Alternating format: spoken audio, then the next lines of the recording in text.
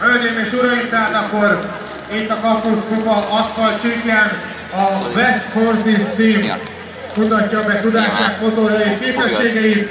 Gyorsan egy pár mondatot azért mondanék a motorokról, amin azért jól látszik, hogy valamelyiken szélgumi van, valamelyiken esőgumi van. Igazából a gyorsulási versenyre szakosodtak, amelyet 2006-ban alakult meg a versenycsapat, és már ebben az évben letette lévényét a gyorsulási versenysportban. Gyári csapatokkal sikeresen megnyitva a versenyt, és sorban nyerték az Unicol versenyt.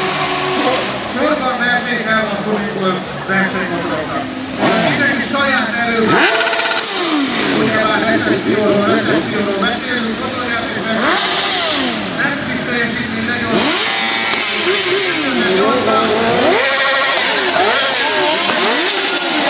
Hiszen a West Forces részeség nyerte a Magyar Köztársaság Kupa csapatversenyét.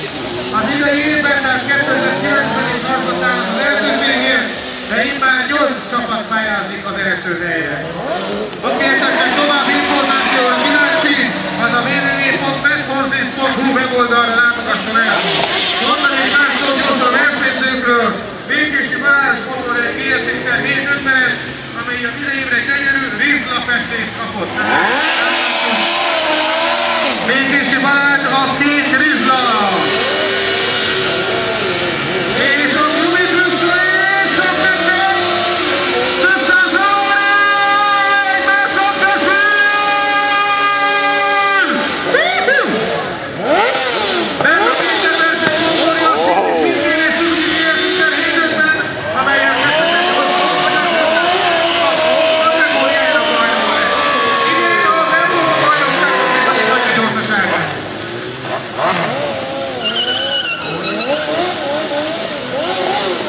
Horváth Sándor egy 2007-es Yamaha YZM R6-rel versenyzik. Teljesítménye 130 lóerő, mert 2008-ban kategória második helyezést szerezte meg. Mosics Péter szintén egy Yamahával versenyzik a Street 600-as kategóriában. Ojjajjaj, de sokan, ebben vagy? Ebben vagy? Igen, erről beszéltünk, hogy az esős pályán azért nem olyan egyszerű, már egy gyorsan odasztaradok, hogy minden rendben van-e?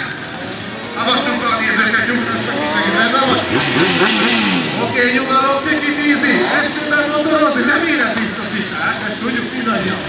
Tehát gondolkodtam, hogy Mosics Péter szintén egy Yamahával versenyzik a Street 600-as teljesítménye 199 lóerő.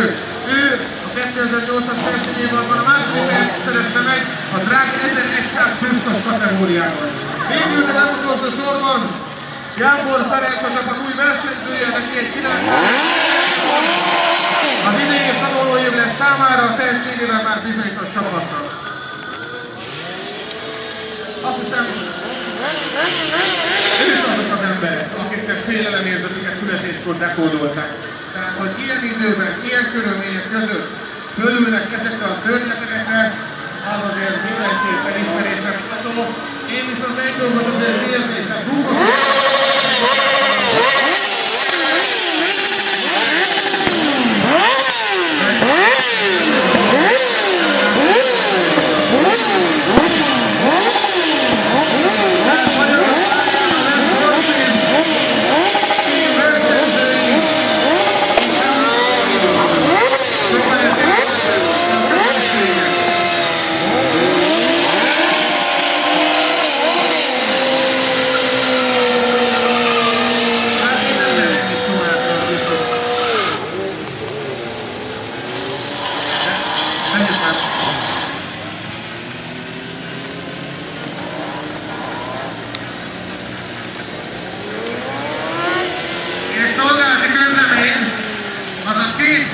kombó tele van vízzel, úgyhogy megkőzni fog, köcsök, hol vagy?